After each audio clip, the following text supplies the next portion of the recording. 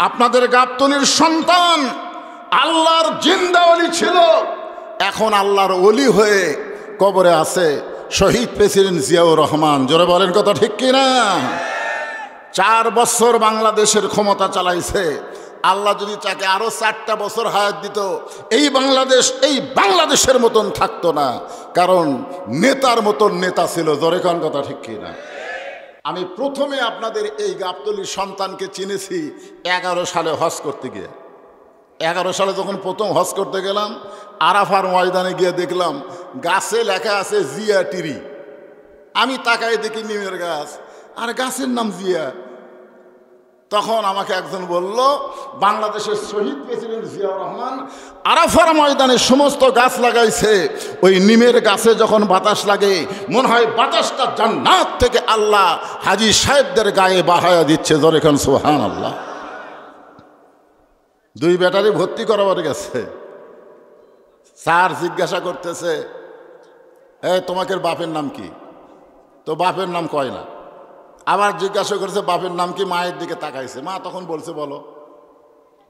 তো বলছে আমাদের বাপের নাম জিয়াউর রহমান। তো স্যার বলতেছে এটা কোন জিয়া? এটা কি প্রেসিডেন্ট জিয়া? তখন বলতেছে তো তোমরা প্রেসিডেন্ট জিয়ার সন্তান হয়ে তোমরা বাপের পরিচয় না দিয়া কয় আব্বা পরিচয় দেওয়া নিষেধ করছে। আপনি শুনবার চাইছেন সেজন্য বললাম। তো তোমাদের গায়ে এরকম পুরাতন শার্ট কেন? বলে এই শার্টগুলো আব্বার ছিল, এই শার্টগুলো আব্বার ছিল। আব্বা ব্যবহার করা যখন শেষ হয়ে গেছে তখন আমাদের 2 ভাইকে ওরা আবার কাটা কাটা ছোট করে বানিয়ে দিছে। যেই নেতা বাংলাদেশ থেকে বিদায় নিলে তার কিছুই পাওয়া যায় নাই, এইরকম নেতা বাংলাদেশে আবার যেন জন্ম নেয়। জোরে কোন কথা ঠিক কিনা? কথা বলেন। আপনাদের গাবতলীর সন্তান ভাইজান, আমাদের বিশ্ব নেতা বিশ্বনবী জান্নাতের মধ্যে গিয়ে আমাদের কথা ভোলে না। আমরা সেই নবীর প্রতি দরুদ শরীফ পড়েছি, নবীকে নবী হিসাবে পাওয়ার কারণে একটু শুকরিয়া তান জবান খুলে বলি আলহামদুলিল্লাহ। আমরা আল্লাহর প্রশংসা করার আর একটা কারণ হলো যে কোরআন থেকে আপনারা তাফসির শুনবেন। এই কোরআনের মধ্যে কোনো সন্দেহ, জোরে বলা লাগবে, এই কোরআনের মধ্যে কোনো ধোঁকা, এই কোরআনের মধ্যে কোনো গোঁজামিল। বর্তমানে যে সংবিধান দিয়ে আমাদের বাংলাদেশ চলতেছে, এই সংবিধানের মধ্যে সন্দেহ এ নাই। কে করল রে? যে সংবিধান দিয়ে আমাদের বাংলাদেশ চলতেছে, এই সংবিধানের মধ্যে সন্দেহ, গোঁজামিল, ধোঁকা। সেই সংবিধানকে কতগুলো নেতা বলে পবিত্র সংবিধান। যেই সংবিধান একটা মানুষ লিখেছে, সেই শালা একক তো নামাজও পড়ে না, নাম হলো ডক্টর কামাল। ওই লেখলো সংবিধান, তার নাম হলো পবিত্র সংবিধান। আর পবিত্র সংবিধান মানুষের তৈরি করা না, পবিত্র সংবিধান হলো আমার আল্লাহর দেওয়া কোরআন। জোরে বলেন কথা ঠিক কিনা? আমি সেই পবিত্র সংবিধান কোরআন থেকে ছোট্ট একটা সূরা আপনাদের সামনে আজকে তাফসির করব। সূরাটার নাম হলো সূরা আসর। জোরে বলেন নাম কি? খুব খেয়াল করবেন। সর্বপ্রথম আল্লাহ রাসূল যে গোরস্থান নির্মাণ করেছেন তার নাম হলো জান্নাতুল বাকি। সাহাবীরা জিজ্ঞাসা করলেন, ইয়া রাসূলুল্লাহ, এই যে সম্মিলিত গোরস্থান সবাই মিলে এক জায়গায় থাকার মধ্যে লাভটা কি? তো আল্লাহ রাসূল একটা যুক্তি দিলেন একটা হাদিসের মাধ্যমে। মনে করেন এই যে ফ্যানটা, এই ফ্যানটা কিন্তু এখানে সেট করছে প্রধান বক্তা যেন ওয়াজ করতে গরম না পায়, ঠিক কিনা বলেন? সেট করছে কিন্তু এই নিয়তেই যে হুজুর ওয়াজ করতে কিন্তু ঘেমে যেন না যায়। আমাকে লক্ষ্য করেই ফ্যান সেট করছে, কিন্তু এই লাইনে যত লোক বসে আছে সবাই বাতাস পাচ্ছে কি পাচ্ছে না? ধর এখন পাচ্ছে কি পাচ্ছে না? তাহলে কি বোঝা গেল? যে একজনকে বাতাস দেওয়ার নিয়ত করেছে, কিন্তু আশেপাশে সবাই থাকার কারণে সবাই বাতাস পাচ্ছে। সম্মিলিত গোরস্থানের মধ্যে একটা যদি ভালো মানুষ কবরস্থ হয়, ওই কবরকে লক্ষ্য করে আল্লাহ যখন রহমতের বাতাস দেয়, সমস্ত কবরে বাতাসের একটা অংশ যায়। এজন্যে এককভাবে পারিবারিকভাবে না থেকে সম্মিলিত গোরস্থান করাটা অত্যন্ত ভালো। এখানে অনেক মানুষ আছে যাদের বাড়ি আছে কিন্তু কবর দেওয়ার জায়গা নাই, এরকম মানুষও আছে, আছে না নাই? তো যুবকেরা সেদিকে খেয়াল করে আজকের এই মাহফিল করেছে। আজকের এই মাহফিলে আল্লাহ তাআলা যেনাকে সম্মানিত সভাপতির আসনে কবুল করেছেন, জনাব আলহাজ হায়দার আলী আকন্দ। আজকের এই মাহফিলের সম্মানিত সভাপতিকে অন্তরের অন্তঃস্থল থেকে আমি শুভেচ্ছা জ্ঞাপন করছি। সম্মানিত সহসভাপতিবৃন্দ কয়েকজনের নাম রয়েছে, সকলকেই আমি শ্রদ্ধা জ্ঞাপন করছি। আজকের এই মাহফিলের সম্মানিত প্রধান অতিথি গণমানুষের জননেতা জনাব মোহাম্মদ হেলালুজ্জামান তালুকদার লালু ভাই, আমার অত্যন্ত পরিচিত মহব্বতের মানুষ। আজকের এই মাহফিলের সম্মানিত প্রধান অতিথিকে অন্তরের অন্তঃস্থল থেকে আমি শুভেচ্ছা জ্ঞাপন করছি। সম্মানিত বিশেষ অতিথিবৃন্দ, সম্মানিত সুধীজন, সম্মানিত আমন্ত্রিত অতিথিবৃন্দ, সকলকেই অন্তরের অন্তঃস্থল থেকে আমি শুভেচ্ছা জ্ঞাপন করছি। আজকের এই মাহফিলে সম্মানিত ওলামায়ে কেরাম, আপনাদের মাঝে মাঝে যে সমস্ত আলেম ওলামা বসে আছেন, মঞ্চে আছেন, মাগরিবের নামাজের পর থেকে এত রাত পর্যন্ত কোরআন হাদিসের আলোকে অত্যন্ত গুরুত্বপূর্ণ আলোচনা করে আপনাদেরকে শোনালেন। আলেম ওলামা সহ সমস্ত বক্তাগণকে অন্তরের অন্তঃস্থল থেকে আমি শুভেচ্ছা জ্ঞাপন করছি। এই মুহূর্তে আমার সামনে যারা বসে আছেন, জায়গা বেকায়দা হওয়ার কারণে অনেকে দাঁড়িয়েও আছেন। জায়গা পিছনে আছে, কিন্তু ওখানে বসলে আমাকে দেখা যাবে না, মানে একটু নিচু জায়গা, যার কারণে ওনারা বসতে চাইলেও বসতে পারতেছেন না। বেকায়দা। কি কায়দা? বেকায়দা হয়ে যারা দাঁড়িয়ে আছেন এবং যেনারা বসে আছেন, সকলকেই অন্তরের অন্তঃস্থল থেকে আমি শুভেচ্ছা জ্ঞাপন করছি। আমার সম্মানিতা মা বোনেরা, পর্দার অন্তরালে যেনারা বসেছেন, আমি শুনেছি আপনাদের চাইতেও মায়েদের সঙ্গে আরও অনেক বেশি। ওদের আরও জায়গাই হচ্ছে না, 2টা প্যান্ডেল করছে তাও জায়গা হচ্ছে না। আমার সম্মানিতা মা বোনদেরকেও অন্তরের অন্তঃস্থল থেকে শুভেচ্ছা জ্ঞাপন করে অনেক বছর পরে আপনাদের এলাকায় এসে আমি জিজ্ঞাসা করতেছি, আপনারা সকলে কেমন আছেন? আলহামদুলিল্লাহ রব্বিল আলামিন। যে আল্লাহ শারীরিক সুস্থতা, মানসিক প্রশান্তি দান করে আজকের এই জান্নাতের বাগানে কবুল করলেন, আমরা সে আল্লাহর ওপরে খুশি না বেজার? তাহলে জবান খুলে সমস্বরে সকলে বলবো, রব্বানা লাকাল হামদ হামদান কাসীরান তাইয়িবান মুবারাকান ফিহি। আমরা প্রশংসা করলাম কার? কেন করলাম? এমনি এমনি? আল্লাহর প্রশংসা করার বহু কারণ। তার মধ্যে 1 নম্বর কারণ হলো, আল্লাহ আমাদেরকে রুহের জগতে, এই দুনিয়াতে আসার আগে আমরা আরেকটা জগতে ছিলাম। সেই জগতের নাম হলো রুহের জগৎ। সেই রুহের জগতে আল্লাহ আমাদের রুহগুলোকে এত ভালোবেসেছেন, যার ফলশ্রুতিতে আল্লাহ দুনিয়াতে আমাদেরকে মুসলমানের ঘরে কবুল করেছেন। কি বুঝলেন? আল্লাহ ইচ্ছা করলে হিন্দুদের ঘরে আমাদের পাঠাবার পারতেন না? জোরে কোন পারতেন না? আল্লাহ ইচ্ছা করলে ইহুদি, বৌদ্ধ, খ্রিস্টানদের ঘরেও আমাদের পাঠাবার পারতেন, কিন্তু আল্লাহ ওই সকল ঘরে না পাঠাইয়া সরাসরি মুসলমানের ঘরে আল্লাহ পাঠাইছেন। কারণ আমাদের আল্লাহ হলো সাম্প্রদায়িক। জোরে কোন আমাদের আল্লাহ কি?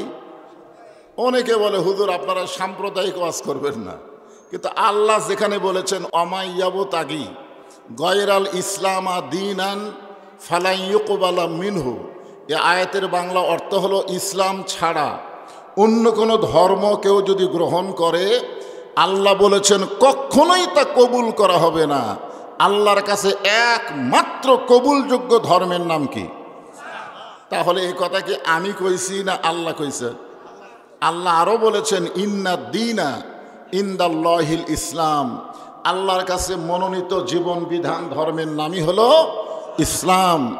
আল্লাহ তাআলা জন্মগতভাবে আমাদেরকে সেই ইসলামের মধ্যে মুসলমান হিসাবে কবুল করেছেন। এতে আমরা বুঝতে পারলাম রুহের জগতেও আল্লাহ আমাদের উপরে খুশি এবং দুনিয়ার জগতেও আল্লাহ আমাদের উপরে খুশি। জোরে কোন ঠিক কিনা? তো যে আল্লাহ আমাদের উপরে রাজি খুশি হয়ে আমাদেরকে মুসলমানের ঘরে কবুল করলেন, আমরা কি সে আল্লাহর উপর বেজার নাকি? তাহলে জবান খুলে আর একবার বলি আলহামদুলিল্লাহ। আমরা আমাদের ভাগ্যকে কোনোদিন আপনারা খেয়াল করেন নাই, আমাদের কপাল এত ভালো যে আল্লাহ তাআলা দয়া করে রহম করে আমাদেরকে এমন একটা নবী দিয়েছেন, যেই নবী শুধু নবী না, সেই নবী হলেন বিশ্ব নেতা। জোরে কোন কথা ঠিক কি না?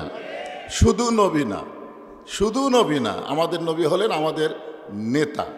এই যে আমরা দরুদে পড়ি আল্লাহুম্মা সাল্লি আলা সাইয়্যিদিনা মুহাম্মদ, মানে সেই নেতার প্রতি আমরা দরুদ পড়তেছি, যেনার সম্পর্কে আল্লাহ তাআলা কোরআনে বলেছেন লাকাদ কানা লাকুম ফি রাসূলিল্লাহি উসওয়াতুন হাসানা।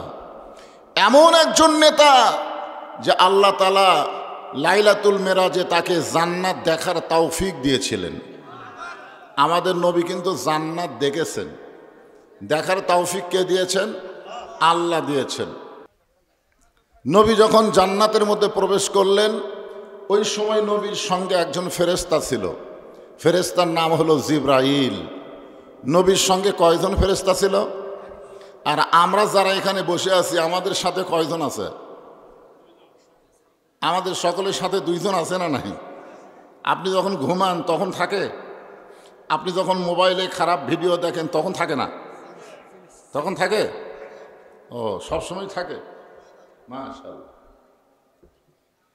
যদি আজকে যুবকেরা বিশ্বাস করত কিরামান কাতিবিনা ইয়ালামুনা মা তাফালুন, তোমার দুই কান্দে দুই মোহরি লিখিতেছেন ডায়েরি, দলিল দেখে রায় দিবে, টাকা পয়সার নাই কারবার। যদি বিশ্বাস করত যে আমি যা কিছু করতেছি দুই কান্দের ফেরেশতা লিখতেছে আর আল্লাহ দেখতেছে, জোরে কোন ঠিক কিনা, তাহলে বাংলাদেশের যুবকের হাতে হাতে মোবাইল থাকলেও কোনো যুবক অশ্লীল কোনো ভিডিও দেখতো না। জোরে কোন কথা ঠিক কিনা?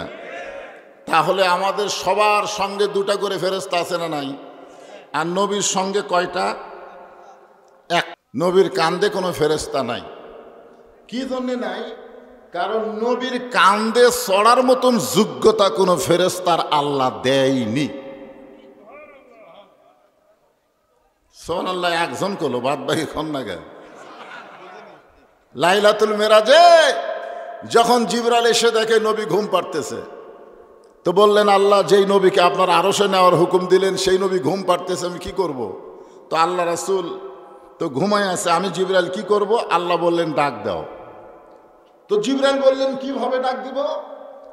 আল্লাহ বললেন তোমার জিহ্বাটা বের করে নবীর পায়ের তালুতে সুরবুরি দাও, নবী ঘুম থেকে চেতন পাবে। সমস্ত ফেরেশতার সর্দার ফেরেশতা জিবরাইল তার জিহ্বা বের করে নবীর পায়ের তালুতে যদি সুরবুরি দেয়, সেই নবীর কান্দে থাকার যোগ্যতা কোনো ফেরেশতার নাই। জান্নাতের মধ্যে নবীর সঙ্গে একজন ফেরেশতা জিবরাইল বললেন ইয়া রাসূলুল্লাহ, আপনি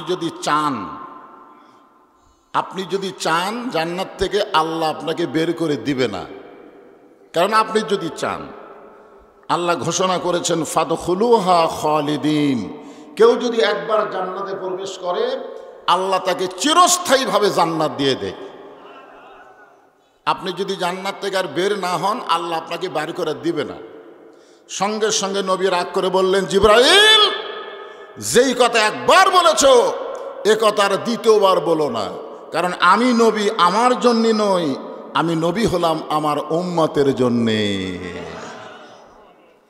হযরত বেলাল বললেন ইয়া রাসূলুল্লাহ, আমরা যখন কবরে যাব তখন মুনকির নাকির আমাদেরকে 3টা প্রশ্ন করবে, কিন্তু আপনি যখন কবরে যাবেন আপনাকে কয়টা প্রশ্ন করবে? তো আল্লাহ রাসূল বললেন বেলাল তোমার কি মনে হয়? বেলাল বলতেছে হুজুর আমার মনে হয় আপনাকে 2টা প্রশ্ন করবে। তা আল্লাহ রাসূল বললেন আমার কোনটা বাদ দিবে? বলে আমার নবীকা এই প্রশ্ন আপনাকে করবে না, কারণ আপনি নিজেই নবী, তাহলে আপনাকে এই প্রশ্ন কেমনে করবে?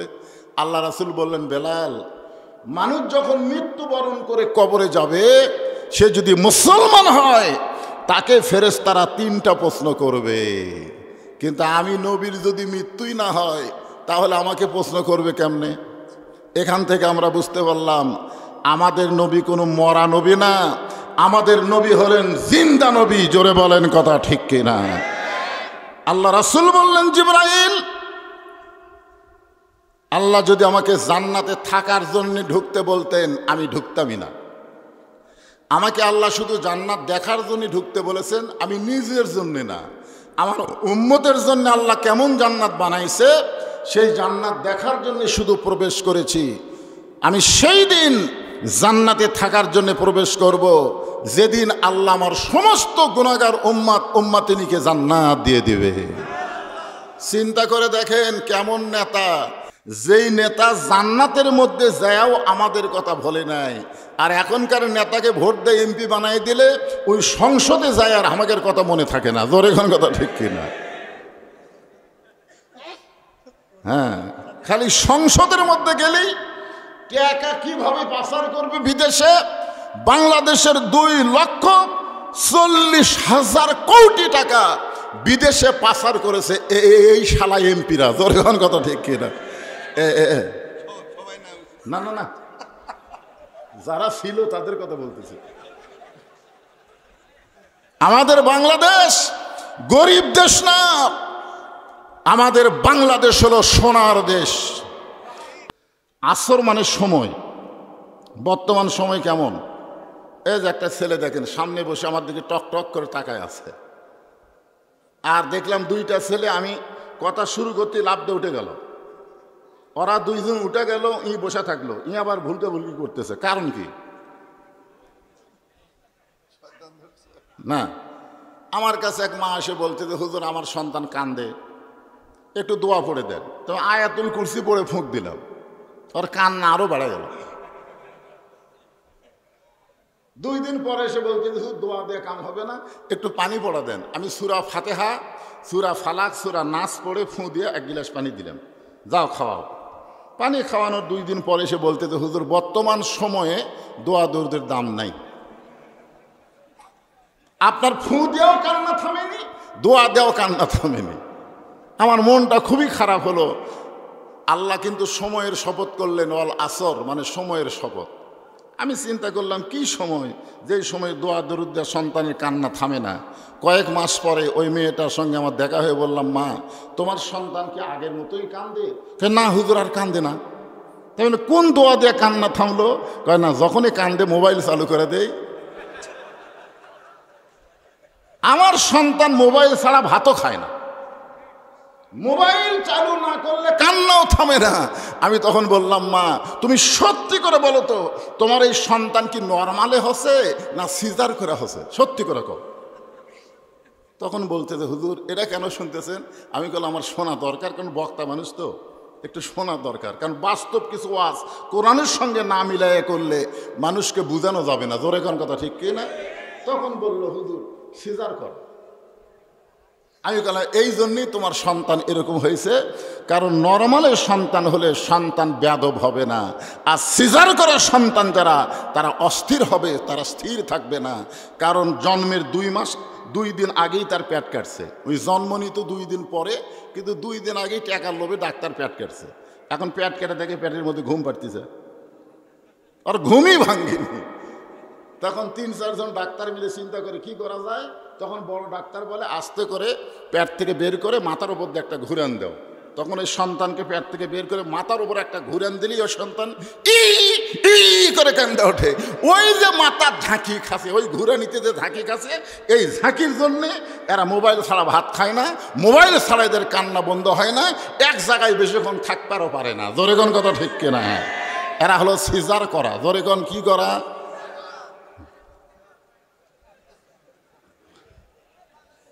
আল্লাহ তাআলা সময়ের শপথ করে বললেন ওয়াল আসর, সময়ের শপথ।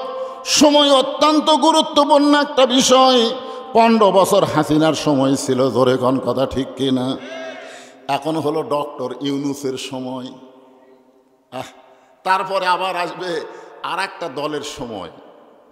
এই জন্যে দেখেন সময় কি জিনিস।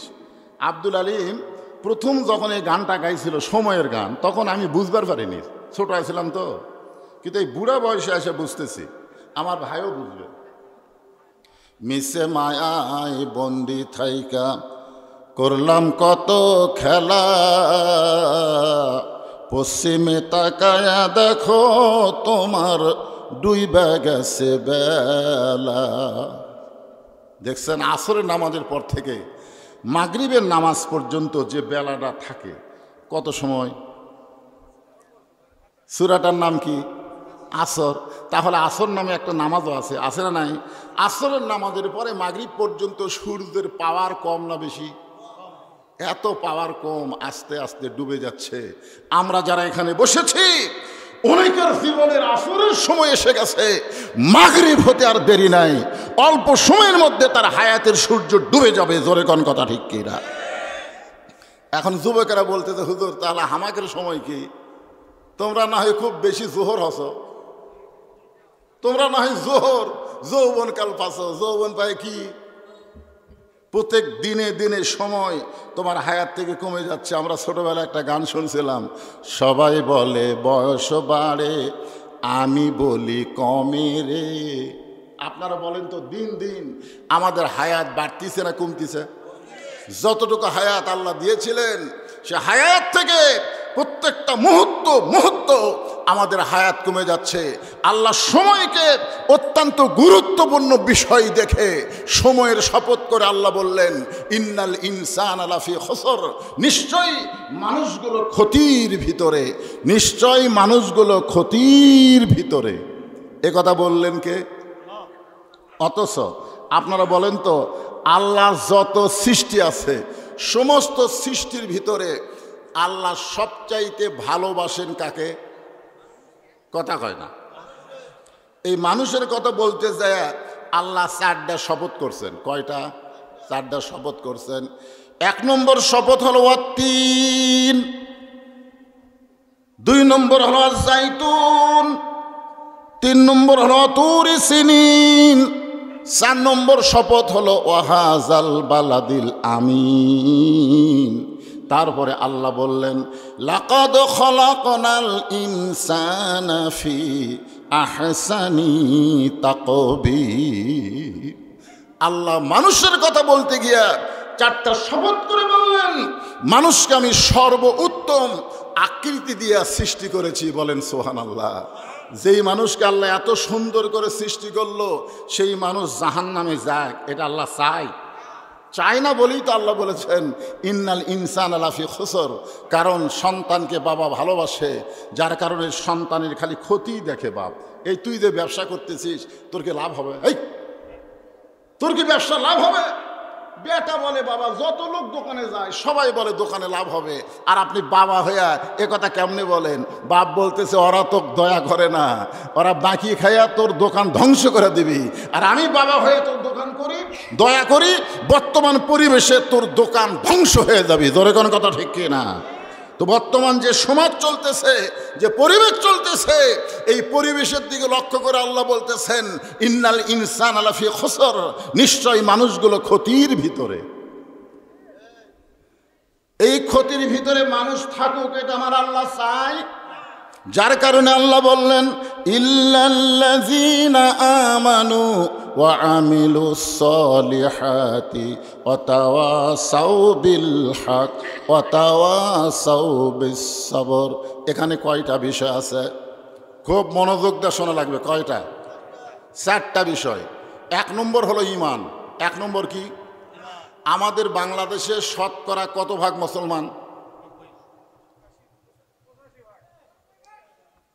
এটি কয় 85, এটি কয় 90, এটি কয় 95।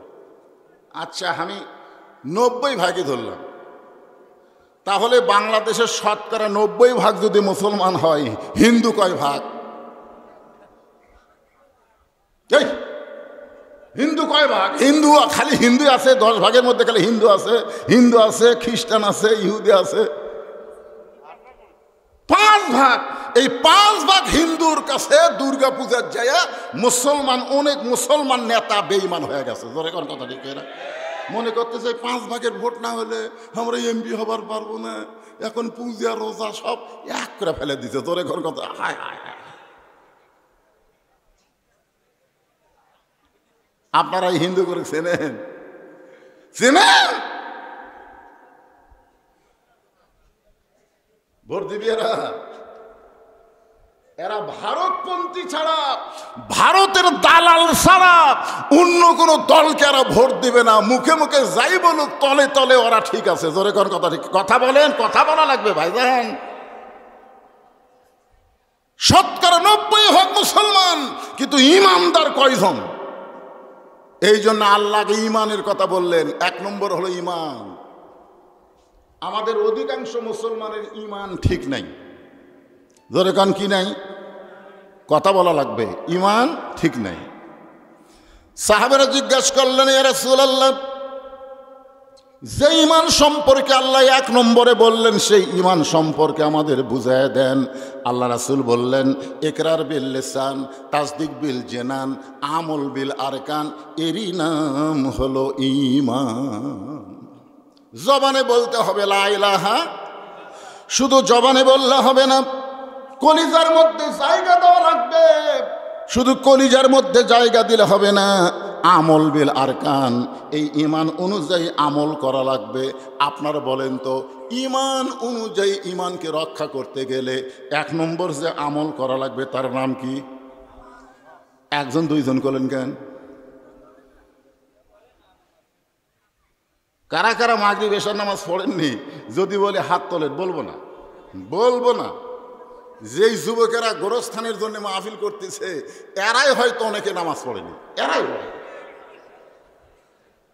এরা বুঝবারই পারতেছে না যে গোরস্থানে যাবার গেলে কি হয়ে যাওয়া লাগবে। আল্লাহ বলেছে, লা তামুতুন্না, মৃত্যুবরণ করো না, ইল্লা ওয়া আনতুম মুসলিমুন, যতক্ষণ মুসলমান না হবে। মুসলমান না হয়ে কবরত গেলে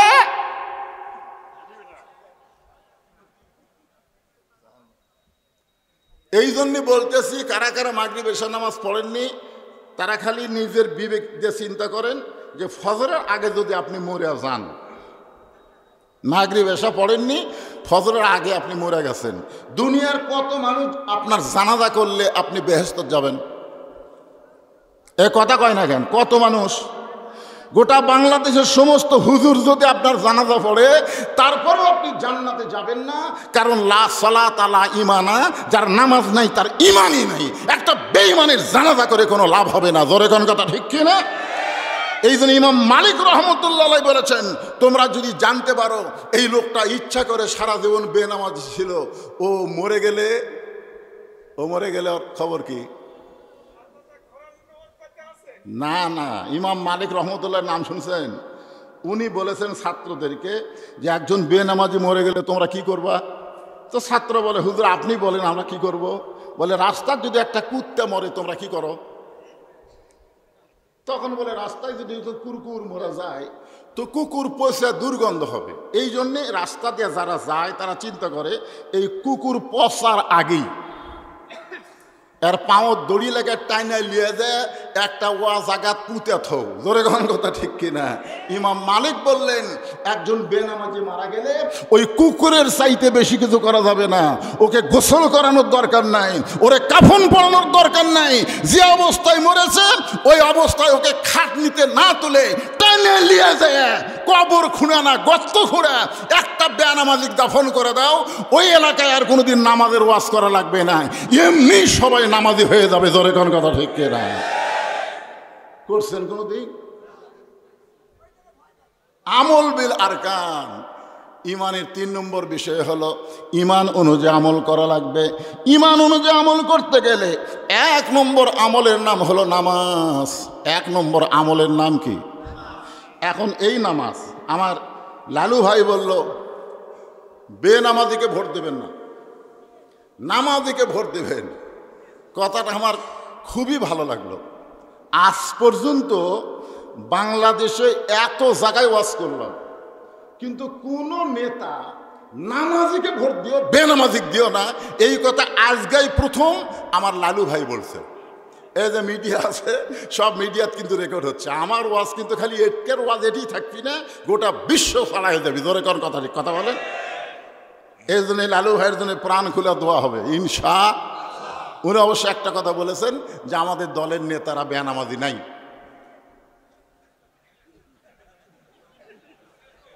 না, একটা কথা বলছেন তো নাই, আলহামদুলিল্লাহ। শোনেন, আমি কথাটা বলি যে আমি এখানে ওয়াজ দিয়া আপনাকে নামাজি করতে পারবো না। কি জন্যে পারবো না? কারণ নামাজ যখন রাসূলকে দেওয়া হয়েছে নবুয়তের 10ম বৎসরে, নবুয়তের কত বৎসর? লাইলাতুল মেরাজে আল্লাহ তাআলা নবীকে নামাজ দিলেন। নবী নামাজ নিয়ে আসে 5 ওয়াক্ত। কোরআনের যেখানে আয়াত সেখানে আছে আকিমুস সালাত, আকিমুস সালাত। তো নবী বললেন, আল্লাহ আপনি আমাকে নামাজ কায়েমের হুকুম করতেছেন, কিন্তু বর্তমানে মক্কার যে পরিবেশ আছে এই পরিবেশে আমরা নামাজ পড়বারই পারতেছি না। নামাজ পড়বার গেলেই আবু জাহেলের গ্রুপ আমাকে ধরে মারে। যেরকম আওয়ামী লীগের সময় আবরার ফাহাদ একটা ভার্সিটির ছাত্র নামাজ পড়তো বলে তাকে শিবির মনে করে তাকে হত্যা করছে। জোরে কোন কথা, ঠিক কিনা? খালি নামাজ পড়ে, নামাজ পড়ার পরিবেশই নাই। তা আপনি নামাজ কায়েমের কথা বলতেছেন, নামাজ কায়েম কিভাবে বলবো? আপনি বলেন একরাউ সালাত, নামাজ পড়ো যেভাবেই হোক। দাদা পড়বি, বাপ পড়বি না, লাঠি তো যাবি না। একরাউ সালাত, নামাজ পড়ো। তা আপনি একরাউ সালাত না বলে আকিমুস সালাত, নামাজ কায়েম করো। নামাজ কায়েম কিভাবে করা যাবে? আল্লাহ রাসূল বললেন মক্কায় আপনি নামাজ কায়েম করতে পারবেন না। নামাজ কায়েম করতে গেলে নামাজের একটা পরিবেশ লাগবে। আল্লাযীনা ইম্মাক্কান্নাহুম ফিল আরদ, মুসলমানের মধ্যে কাউকে যখন ক্ষমতা দেওয়া হবে তার 1 নম্বর দায়িত্ব হলো আকামুস সালাত, নামাজ কায়েম করা। আগামীতে বাংলার জমিনে যারা নামাজ কায়েম করবে তাদেরকে আমাদের চিহ্নিত করা দরকার। জোরে বলেন কথা, ঠিক কিনা? যারা নামাজ কায়েম করবে, নামাজ পড়লে হবে না, নামাজ কায়েম করা লাগবে। ও দাদা পড়বি, লাঠি পড়বি না, ওই মনে করতেছে আজরাইল এসে আমার দাদাকে ধরবি, তারপরে আমার বাপ, তারপরে আমি সিরিয়ালে আমি 3 নম্বরে আছি। যখন হবে চামড়া ঢিল, আল্লাহর সাথে দিব মিল। যখন চামড়া ঢিল হবি তখন আল্লাহর সাথে মিল দিবি, যখন থাকবে চামড়া টাইট আল্লাহর সাথে করবো ফাইট। আপনারা বলেন তো সরকারি চাকরি কি সব বয়সে হয়? হয় না কেন? না না, সরকারি চাকরি কি সব বয়সে হবে? আমার ডিগ্রি সব ফার্স্ট ক্লাস। এখন যদি এই বুড়া বয়সে আমি সরকারি চাকরি করবার চাই, আমার কবি হুজুর আপনার চোখের খবর কি? চশমা ছাড়া দেখি না। তো হুজুর আপনার মাথার খবর কি? 1 ঘন্টা বসে থাকলে কটকট করে। হুজুর আপনার হাতের খবর কি? লেখবার গেলে থরথর করে কাঁপে। আপনার ডিগ্রি পানি ভিজাথন। এই বুড়া বয়সে এই ডিগ্রি যতই ভালো থাক আপনার চাকরি হবে না। তো সরকারি চাকরি করতে গেলে যেমন একটা সরকারি বয়স লাগে, নামাজ আদায় করতে গেলে তেমন একটা বয়স লাগবে। সব বয়সে নামাজ ধরলে আল্লাহ নামাজ কবুল করবে না। এই জন্য বলেছে 7 বছর থেকে নামাজের তালিম দাও, 10 বছর থেকে জোর করে নামাজ ধরাও। জোরে কোন কথা, ঠিক কিনা? তুমি সারা জীবন অন্যায় করে বুড়া বয়সে নামাজ ধরে এখন আর পারে না, সিএল লেগেছে মসজিদে, এখন আর পারে না। বুড়া বয়সে সিএল মসজিদের সামনে কাতারত বসেছে। কে রে পাগলা, জানিস? এই জানিস জামাতে নামাজ পড়ার 1 নম্বর শর্ত হলো কাতার সোজা করা, আর কাতার সোজা করার শর্ত হলো পায়ের গোড়ালির সঙ্গে গোড়ালি মিল করা। জোরে কর কথা, ঠিক কিনা? তো তুমি যে চেয়ারে বসেছো তোমার পায়ের গোড়ালি কুটি গেছে। যৌবন বয়স শয়তানক দিয়া ওই বুড়া বয়সে চেয়ার লিয়া। আরে কোন মসজিদ আছে সেটা পরের কথা। যেই কাতারে চেয়ার থাকবে ওই কাতারে নামাজ হবে, কিন্তু সে একটা জামাতের সওয়াব পাবে না। জামাতের সওয়াব যে 27 গুণ, সে 27 গুণ যদি সওয়াব নিবার চান চেয়ার ভাঙ্গে গুঁড়া করে দেওয়া লাগবে। জোরে কোন কথা, ঠিক না? জামাতে নামাজ পড়া কয় গুণ সওয়াব? তো জামাতের নিয়ম কি আপনারা জানেন না? কাতার ভেঁকা করা না সোজা করা? কাতার ফাঁক করা না বন্ধ করা? আল্লাহ কোরআনে বলেছেন লা ইউকাল্লিফুল্লাহু নাফসান ইল্লা উসাহা। তোমার কষ্ট হবে, এমন কিছু আমি আল্লাহ তোমাকে চাপায়ে দেই নাই। তুমি যদি 60 বছর পর্যন্ত সরকারি চাকরি করতে পারো, তুমি মনে করো না যে তোমার চাকরি শেষ হয়ে গেলে তোমার বেতন বন্ধ। মরা পর্যন্ত সরকার তোমাকে পেনশন দেবে, কারণ তুমি যৌবন সরকারকে দিছো বলে। বুড়া বয়স সরকার দয়া করে তোমাকে পেনশন দেবে। যে লোকটা যৌবন বয়সে নামাজ পড়েছে, বুড়া বয়সে যদি চেয়ার ছাড়া নামাজ পড়বার না পারে, ওকে আর জামাতে নামাজ পড়া লাগবে না, ও যেখানেই নামাজ পড়বে সেখানে আল্লাহ পেনশনের সওয়াব দিয়ে দিবে। জোরে কোন কথা ঠিক কিনা? আপনি মনে করেন সরকার পেনশন দিয়ে পারে, আল্লাহ পারে না? তো এই জন্যে খুব খেয়াল করেন ভাই, যখন নামাজের কথা কছে, এটা শোনার পর থেকে আমার নামাজ কিভাবে কায়েম হবে আগে সেই কাম করা লাগবে ভাইজান। খালি নেতা নামাজ পড়লে হবে না রে, নামাজ কায়েমের বিল উত্থাপন করা লাগবে। জোরে কোন কথা ঠিক কি না? নামাজ না পড়লে খালি পাশার কাপড় তুলে 5টা করে বাড়ি, প্রতি ওয়াক্তে করে যদি 5টা করে বাড়ি বসায়, আজান দিলে বাইরে ঘুরবি। এই জন্য আল্লাহ রাসূল বললেন আমল বিল আরকান, ইমানের তৃতীয় ব্যাখ্যা হলো ইমান অনুযায়ী আমল করতে হবে। সূরা আসরে বলা হচ্ছে ওয়া আমিলুস সলিহা, নেক আমল করা লাগবে। এখন নেক আমল যদি আপনি করতে চান, আপনি একটা ভালো আমল করতে চান, আপনি মসজিদের সামনে কাতারে নামাজ পড়বেন। আপনি বাড়ি থেকে নিয়ত করছেন আজকে আমি সামনে কাতারে তাকবীরে উলার সাথে নামাজ পড়ব, এইরকম নিয়ত করছেন। আপনার বলেন তো নিয়ত ভালো না খারাপ?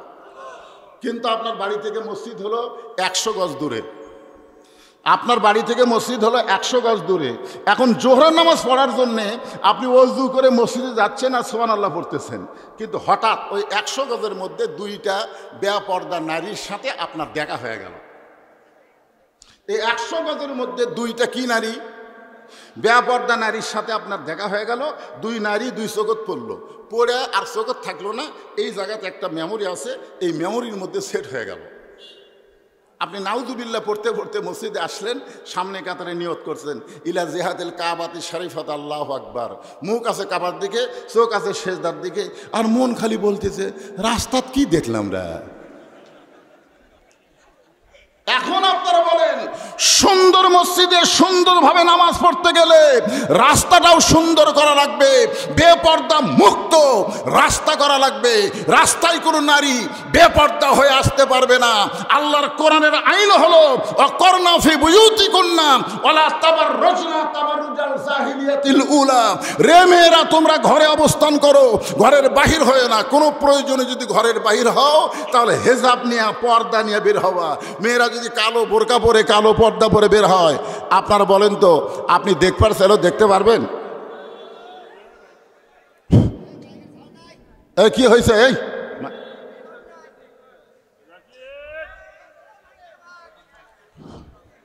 হবে সাউন্ড হবে, আপনারা অধৈর্য হয়ে না। তোমরা দেখো, খেয়াল করো, একটু জিকির করেন লা ইলাহা ইল্লাল্লাহ, লা ইলাহা, লা ইলাহা ইল্লাল্লাহ, লা ইলাহা ইল্লাল্লাহ, লা ইলাহা ইল্লাল্লাহ, লা ইলাহা, লা ইলাহা ইল্লাল্লাহ মুহাম্মাদুর রাসূলুল্লাহ সাল্লাল্লাহু আলাইহি ওয়াসাল্লাম। এখন আপনারা বলেন রাসূলের একটা হাদিস, আর দায়ুসু লা ইয়াদখুল জান্নাহ, দায়ুস কোনোদিন জান্নাতে যাবে না।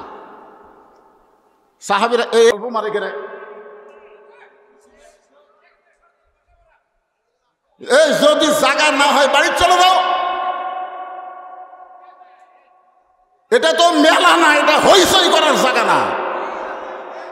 বর্তমান সময় অনুযায়ী সময়ের শপথ করে আল্লাহ সূরা আসর নাযিল করেছেন, একটু মনোযোগ দিয়ে শোনা লাগবে। ওয়া নাউযু বিল্লাহি মিন শুরুরি আনফুসিনা ওয়া মিন সাইয়্যাতি আমালিনা, মান ইয়াহদিয়াল্লাহু ফালা মুদিল্লা লাহু ওয়া মান ইউদ্লিলহু ফালা হাদিয়া লাহু।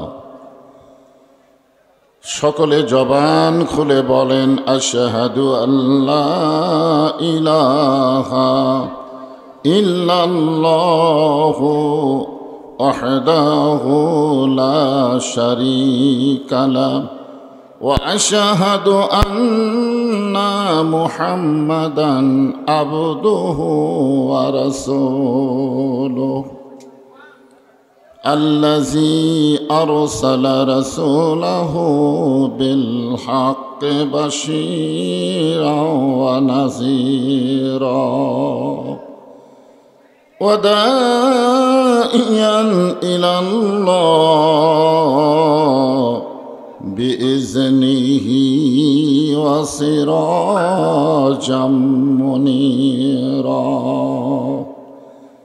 فقد قال الله تعالى في كلامه المجيد والفرقان الحميد জবান খুলে সকলে পড়েন আউযু বিল্লাহি মিনাশ শাইতানির রাজিম বিসমিল্লাহির রহমানির রহিম ওয়াল আসরি ইন্নাল ইনসানা লাফি খুসর إلا الذين آمنوا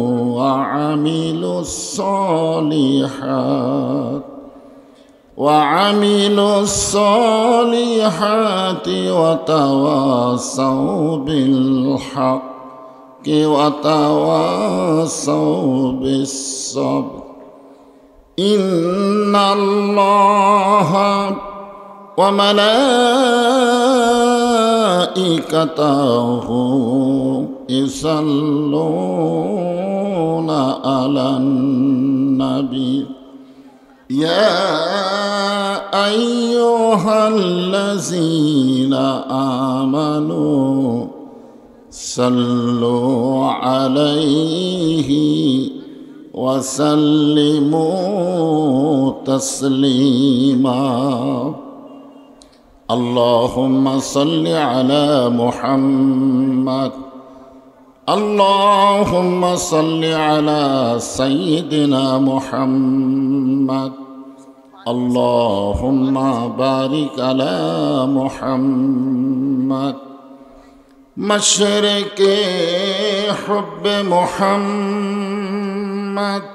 সকলে বলি সাল্লাল্লাহু আলাইহি ওয়াসাল্লাম मतलाए दीवानी माँ मतलाए खुर्शीद इश्कास सीनाए सो जाने माँ बलागल उला बिकमालिही कशाफत दुजा बिजमालिही حسنت جميع خصاله صلوا عليه وآله اللهم آمين জান্নাতের বাগান থেকে জান্নাতি মানুষদেরকে নিয়ে আমি গুনাহগার তোমার রহমতের দরজায় দোখানা হাত তুলেছি আল্লাহ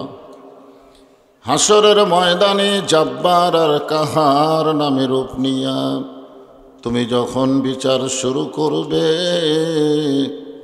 তোমার সামনে দাঁড়ায়া সমস্ত নবীরা নাফসি নাফসি বলে কাঁদতে থাকবে এমন কঠিন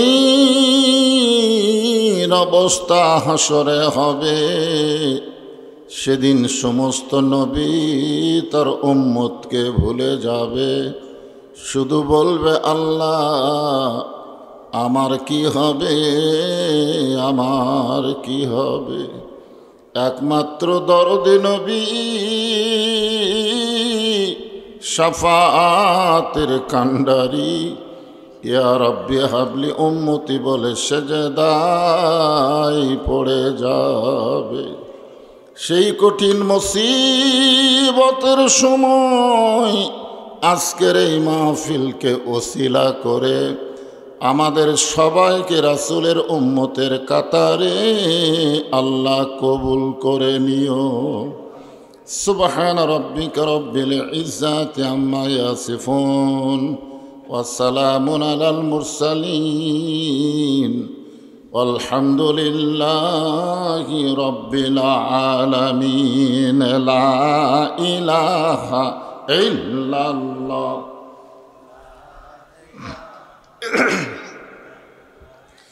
লা ইলাহা ইল্লাল্লাহ, লা ইলাহা ইল্লাল্লাহ, লা ইলাহা ইল্লাল্লাহ, লা ইলাহা ইল্লাল্লাহ, লা ইলাহা। চাঁদ সূরজ আর গ্রহ তারা আল্লাহ নামের পাগল পারা। চাঁদ সূরজ আর গ্রহ তারা আল্লাহ নামের পাগল পারা। আমার আল্লাহ নামের এতই দয়া,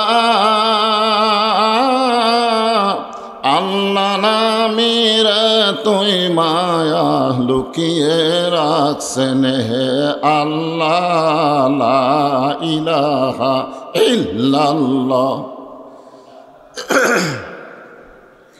সবাই আল্লাহর জিকির করেন, কোনো শরম নাই। লা ইলাহা ইল্লাল্লাহ, লা ইলাহা। যার দিলে আছে আমার আল্লাহর ভয়, যার মনে আছে আল্লাহর ভয়, আল্লাহ আল্লাহ সব সময়। আহার নিদ্রা ভালো লাগে না এই দুনিয়া, ভালো লাগে না, ভালো লাগে শুধু আল্লাহ। লা ইলাহা ইল্লাল্লাহ, লা ইলাহা, লা ইলাহা ইল্লাল্লাহ মুহাম্মাদুর রাসূলুল্লাহ। রাসূলের মহব্বতে জবান খুলে সমস্বরে সকলে বলি সাল্লাল্লাহু আলাইহি ওয়াসাল্লাম। পোস্টার নেই,